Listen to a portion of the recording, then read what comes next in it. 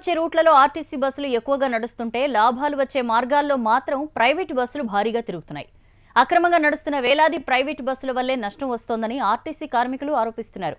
నిజంగా ఆర్టీసీ ప్రగతికి ప్రైవేటు బస్సులే అవరోధమా?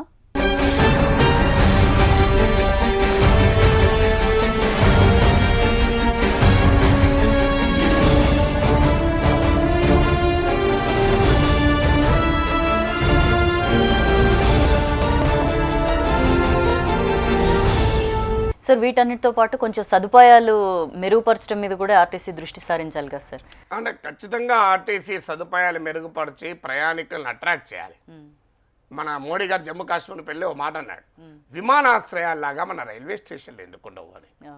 మరి విమానాశ్రయాల్లాగా బస్ స్టాండ్లను కూడా మార్చండి, మారుస్తే ప్రయాణికులు ఎక్కువ వస్తారు. దీంతో పాటు సదుపాయాలే కాదు, ఇప్పుడు ఈ మధ్య మీరు విజయవాడ బస్ స్టాండ్లో మల్టీప్లెక్స్ పెట్టారు, చాలా మంచి పని. కేరళలో కూడా ఈ ప్రయత్నం జరిగింది.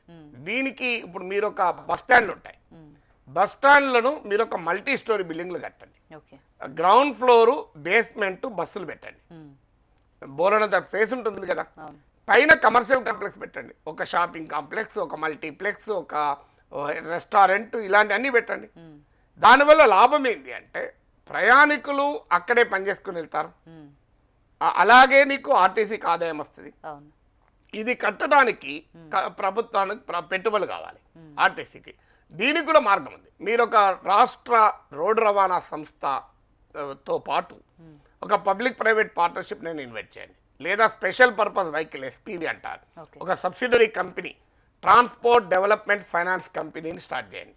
ఆ transport development finance company RTC నుంచి కొంత నిధుల్ని, బ్యాంకుల నుంచి కొంత రుణాలని, అవకాశం ఉంటే స్ట్రాటజిక్ పార్ట్నర్ అంటే ఈ రంగంలో అనుభవం ఉండి డబ్బుతో పాటు టెక్నాలజీ తేగలిగి మేనేజీరియల్ ఎబిలిటీస్ తేగలిగే కంపెనీలను కూడా కలుపుకొని ఈ ట్రాన్స్పోర్ట్ డెవలప్మెంట్ ఫైనాన్స్ కంపెనీ పెట్టి ఇలా మీరు బస్ స్టాండ్లను డెవలప్ చేయండి, పొలడం ఆదాయం వస్తాయి కదా.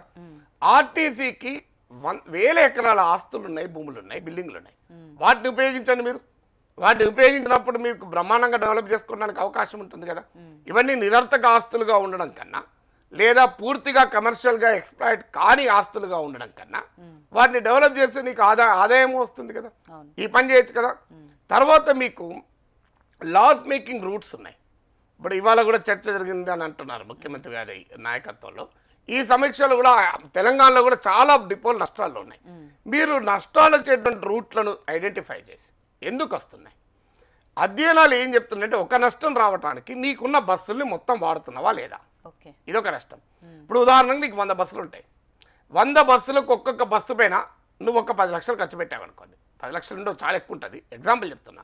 అంటే నువ్వు 10 కోట్లు ఖర్చు పెట్టావు, ఈ 10 కోట్ల పైన నీకు వడ్డీ అవన్నీ కడుతూనే ఉంటావు, కానీ ఆ బస్సులు నడవకపోతే నీకు ఆదాయం రాదు. అందువల్ల ఫ్లీట్ యూటిలైజేషన్ అంటారు. నీకున్న 100 బస్సుల్లో ఎన్ని బస్సులు వాడుతున్నారు? 90 బస్సులు మార్కెట్ రోడ్డు మీద నడుస్తాయా, 50-70 నడుస్తాయా? అనుభవం ఏం చెప్తుందంటే అత్యధికంగా బస్సులు కనుక నడపగలిగితే అది లాభాలు వస్తాయి. మహారాష్ట్ర ఆర్టీసీ లాభాల్లో వచ్చిన సమయంలో 90 to 94% of the fleet was on roads. అంటే ఆర్టీసీ బస్సు డిపోలు ఉండదు, ఇక దాదాపు ఆర్టీసీ బస్సులు అన్ని రోడ్ల మీద ఉంటాయి. ఇక రెండవది అక్యుపెన్సీ రేషియో, అంటే 100 సీట్లుంటే ఎన్ని సీట్లు ఫిలప్ అవుతున్నాయని దాన్ని అక్యుపెన్సీ రేషియో అంటారు, ఓఆర్ అంటారు. ఇది కీలకం, ఎందుకంటే బస్సు అంటూ ప్రయాణం చేస్తే డ్రైవరు, కండక్టరు, డీజిల్, ఇవన్నీ బస్సుకుండే డిప్రిసియేషన్ ఇవన్నీ కామనే కదా. అలా 20 మంది ఎక్కినా 40 మంది ఎక్కినా ఇవి కామనే. అందువల్ల 20 మంది ఎక్కినప్పుడు దీని ఖర్చు ఎక్కువ ఉంటుంది, పర్ క్యాపిటల్ ఎక్స్పెండిచర్. అంటే ఒక్కొక్క ప్రయాణికుని రవాణా చేసేందుకు ఆర్టీసీ పే చేసేటువంటి వ్యయం ఎక్కువ ఉంటుంది. దీనికన్నా మీరు కనుక ఎక్కువ ఓఆర్ సాధించగలిగితే అది లాభం ఉంటుంది. ఇప్పుడు ఎక్కువ ఓఆర్ సాధించడానికి అడ్డంకులు ఏంటి? ఒకటి, ఆ రూట్ వయబుల్ కాకపోవడం, ఆ రూట్లో ప్రయాణికులే లేకపోతే అది లాస్ అవుతుంది. అది మనం ఏం చేయలేం, సామాజిక బాధ్యత రీత్యా కొంత చెయ్యాలి. కానీ ఆ ఎక్కువ రద్దీ ఉండే రూట్లను ఇలా ప్రైవేట్ వాళ్ళకి అప్పచెప్పారు. నేను చాలాసార్లు టీవీలో చెప్పాను, హైదరాబాద్ నుంచి ఉట్నూరుకో, హైదరాబాద్ నుంచి అచ్చంపేటనో, అమరాబాదో, వీటికి మాత్రం ఆర్టీసీ నడపాలి బస్సులు. హైదరాబాద్ టు విజయవాడ, హైదరాబాద్ టు బెంగళూరు, లాభాల రూట్లు ఇవన్నీ, హైదరాబాద్ టు గుంటూరు, ఇక్కడ ఫుల్ ఓవర్ ఉంటుంది. మీరు విజయవాడ బస్సు ఎక్కండి, ఎప్పుడన్నా ఖాళీ ఉండదు చూసారా? ఇంపాసిబుల్. ఎందుకు ఖాళీ ఉండదు? అక్కడ రద్దీ ఎక్కువ ఉంది.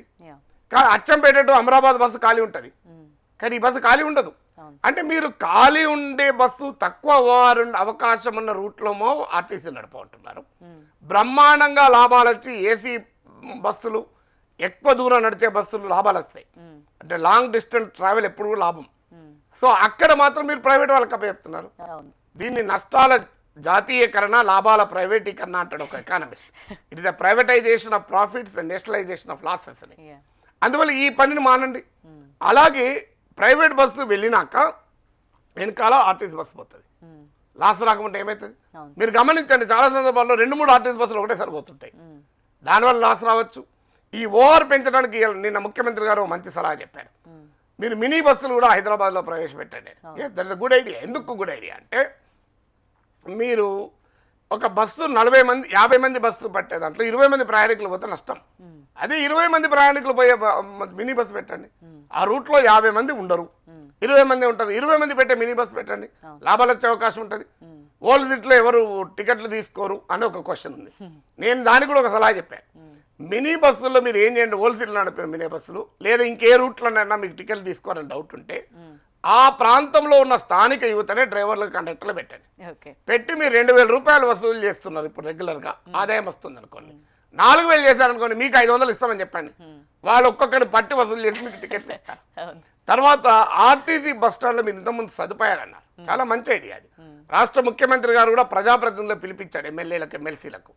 మీరు మీ నిధుల నుంచి బస్ స్టాండ్ల అభివృద్ధికి ఖర్చు పెట్టండి అని. ఈ ప్రోగ్రాం ద్వారా రాష్ట్ర ముఖ్యమంత్రి గారికి విజ్ఞప్తి ఏంటంటే, నేను శాసన మండలి సభ్యుడిగా హైదరాబాదు, రంగారెడ్డి, మహబూబ్ నగర్ ఇందులో ఉన్న దాదాపు ప్రధాన బస్ స్టాండ్లు అన్నిట్లలో మినరల్ వాటర్ ప్లాంట్లు 1.5 కోటి నా నిధుల నుంచి కేటాయించి పెట్టించాను. ఇందులో 90% పనిచేయలేదు. ఇప్పుడు ఓపెన్గా ఈ ప్రోగ్రాం ద్వారా చెప్తున్నాను. నిజంగా ఆశ్చర్యం వేస్తుంది. ఎందుకు వాటర్ బాటిల్ అమ్ముకునే లాబీలకు తల వంచి ఈ పని చేస్తున్నారు. మీరు నేను ఫెసిలిటీస్ క్రియేట్ చేసినవి మీరు ఆర్టీసీ వాళ్ళు నడుపుకోకపోతే ఏం చేయాలి? ఇవాళ ప్రతి వాటర్ మీరు జడ్చల పోండి, మీరు మహబూబ్నగర్ పోండి, ఆ బోర్డు పైన కే నాగేశ్వర్ నా పేరు కూడా ఉంటుంది. అలా నీళ్ళు రాకపోతే జనం నన్ను తిట్టుకుంటారు, నా వల్ల నచ్చలేదు, నా తప్పేం లేదని. సో ఈ పని చేయండి. ఇంకొక ఇంట్రెస్టింగ్ సలహా ఏంటంటే, ఎన్టీ రామారావు ముఖ్యమంత్రిగా ఉన్నప్పుడు ఒక ప్రయత్నం, ఒక ఆలోచన చేశారు. ఆర్టీసీ టైర్లు వాడుతుంది, ఆర్టీసీ స్పేర్ పార్ట్స్ ఉంటాయి, వీటిని ఎక్కడొక్కడ కొనాలి. కానీ ఆర్టీసీ సొంతగానే టైర్లు తయారు చేసుకుంటే ఎంత మిగులుతుంది? నా అంచనా కొన్ని 1000 టైర్లు ఉంటుంది కదా. ఇప్పుడు మనమే కారు ఒక 50,000 కిలోమీటర్లు తిరిగితే టైర్లు మళ్ళీ 4 టైర్లు కొనుక్కోవాలి. సో నేను ఇప్పటికే నా టైర్లను 2 సార్లు 3 సార్లు మారుస్తూనే ఉంటాం కదా. సో ఈ టైర్లను ఆర్టీసీ ఎందుకు తయారు చేసుకోకూడదు? మంగళగిరి వద్ద భూమి కూడా సంపాదించారు, ప్రొక్యూర్ చేశారు గవర్నమెంట్. కానీ కాలే. ఎందుకు కాలే? ఆర్టీసీ సొంతగా టైర్లు చేసుకుంటే ఎవరికి కమిషన్ ఉండదు. కానీ నువ్వు ఏదన్నా టైర్ల కంపెనీ దగ్గర టైర్లు టెండర్ పడితే కమిషన్ వస్తుంది. అందుకే అధికారులు ఎప్పుడు ఒప్పుకోరు. ఆర్టీసీ ఇప్పుడు తెలంగాణలో మీరు టైర్ల కంపెనీ పెట్టండి, తెలంగాణ టైర్స్ కంపెనీ పెట్టండి. ఆ టైర్లు ఆర్టీసీ తక్కువ ధరకు ఉత్పత్తి చేసుకోవచ్చు, ఇతర రాష్ట్ర రోడ్డు రవాణా సంస్థలకు అమ్మచ్చు, లారీలకు వాడికి వీడి కూడా అమ్ముకోవచ్చు. సో నీకు ఎంత లాభం వస్తుంది ఆలోచించండి. ప్లస్ ఉపాధి కూడా దొరుకుతుంది. టైర్లు ఇక్కడ తయారైతే కనుక ఉపాధి దొరుకుతుంది. ఈ పని చేయొచ్చు కదా, ఎందుకు చేయరు? టైర్లే కాదు, ఏ స్పేర్ పార్ట్స్ తయారు చేసి మన ఆర్టీసీకి ఖర్చు తగ్గించవచ్చు, ఆదాయాన్ని పెంచవచ్చు. ఇది చెయ్యకపోగా ఆర్టీసీ పైన భారాలు వేయడం. ఇలా ఉదాహరణకు అద్దె బస్సులు ఉన్నాయి. అద్దె బస్సులు ప్రైవేటు వాళ్ళు ఆర్టీసీ దగ్గర అగ్రిమెంట్ చేసుకొని ఒక అద్దె బస్సు బ్యాంకుకు పోయి లోన్ తీసుకొని అద్దె బస్సు కొనుక్కొని ఆర్టీసీకి ఇస్తున్నారు. మరి వాళ్ళకు లోన్ వెళ్ళిపోతుంది, లాభాలు వస్తున్నాయి. మరి ఆర్టీసీ ఎందుకు అద్దె బస్సులు కొనుక్కోదు? డబ్బులు లేవు. డబ్బులు లేకపోతే ఏమన్నది, ఇమ్లీవన్ బస్ స్టాండ్ మీరు స్టేట్ బ్యాంక్ ఆఫ్ ఇండియా దగ్గర పెట్టండి. ఇమ్లీవన్ బస్ స్టాండ్ పెట్టినాక కొన్ని 1000 కోట్ల రూపాయలు లోన్ ఇస్తుంది ఆర్టీసీ. విజయమాల్యాకు బాటిల్ పెడితేనే, మద్యం సీసాలు, బీరు సీసాలు పెడితేనే ఇచ్చినప్పుడు ఆర్టీసీ బస్ స్టాండ్లు పెడతాయి కదా. ఇవ్వండి, 1000 కోట్ల లోన్ తీసుకొని బస్సులు కొనండి, ఎందుకు లాభం రాదు? సో ఇలా ఒక్కొక్క ఆలోచన చేస్తే మనకి ఇంకా చాలా దొరుకుతుంది. ఇది ఒకటే కాదు. ఇలా నిన్న ముఖ్యమంత్రి గారు ఇంకో మంచి మాట చెప్పారు, అడ్వర్టైజ్మెంట్. ఎస్, బస్సుల్లో అడ్వర్టైజ్మెంట్, బస్ స్టాండుల్లో అడ్వర్టైజ్మెంట్. మీరు ఇలా ఇన్ఫర్మేషన్ టెక్నాలజీని ఉపయోగించండి. నేను హైదరాబాదులో బస్సు ఎక్కుతాను. నా బస్సులో హైదరాబాదుకు చెందిన హోటళ్ళు, బట్టల దుకాణాలకు చెందిన బ్రదర్ చిక్కడపల్లి, బొమ్మన బ్రదర్స్ బోయిన్పల్లి అని యాడ్ చూస్తా. ఇది సిద్దిపేట బోర్డుతోనే సిద్దిపేటలో ఉన్న షాప్ యాడ్ కనబడాలి. బస్సులో మళ్ళీ బొమ్మన బ్రదర్స్ చంద్ర బ్రదర్స్ కాదు, నాది సిద్దిపేట నుంచి కరీంనగర్ పోతే కరీంనగర్లో ఉన్న రెస్టారెంట్ యాడ్ కనబడాలి. నేను కరీంనగర్ నుంచి మంచిర్యాల పోతే మంచిర్యాలలో ఉన్నటువంటి ఒక రియల్ ఎస్టేట్ బిల్డర్ యాడ్ కనబడాలి. అప్పుడు ఆటోమేటిక్గా బోలెడు మంది అడ్వర్టైజింగ్ ఇస్తారు కదా, డబ్బులు సంపాదించుకోవచ్చు కదా. నీ ఊర్లకు మంచిర్యాల టౌన్లోకి ఆర్టీసీ బస్సు ప్రవేశించడంతోనే మంచిర్యాలకు చెందిన రెస్టారెంట్లు, మంచిర్యాలకు చెందిన సినిమా హాళ్ళు, మంచిర్యాలకు చెందిన షాపులు, లేకుంటే రియల్ ఎస్టేట్ ఈ యాడ్స్ కనబడ్డాయి అనుకోండి, నా ఊరికి వస్తున్న ప్రయాణికులకు కనబడుతున్నాయంటే ఎవరైనా యాడ్ ఇస్తారు కదా. ఆర్టీసీకి ఎంత లాభం? ఇది వైఫైని ఉపయోగించి, ఇన్ఫర్మేషన్ టెక్నాలజీని ఉపయోగించి ఊరు మారుతుంది. ఇప్పుడు గూగుల్లో మీరు చూడండి, గూగుల్లో నువ్వేమైనా చూస్తున్నావు అనుకోండి, బట్టల గురించి చూస్తే బట్టల యాడ్స్ వస్తాయి. నువ్వు వెంటనే హోటల్, నువ్వు ఫుడ్ అని కొట్టండి, రెస్టారెంట్ల యాడ్లు వస్తాయి. కమ్యూనికేషన్ కొట్టండి, మొబైల్ ఫోన్ల యాడ్లు వస్తాయి. కంప్లీట్ మారిపోతాయి. నువ్వు ఏమి చదువుతుంటే దానికి సంబంధించిన యాడ్స్ వస్తాయి. ఉమెన్ అని కొట్టండి, ఉమెన్ డ్రెస్సెస్ గురించి యాడ్స్ వస్తాయి.